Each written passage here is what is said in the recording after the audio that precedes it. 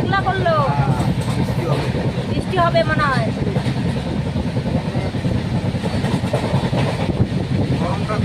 গরমটা পড়ছে না, হ্যাঁ মেঘলা করলো।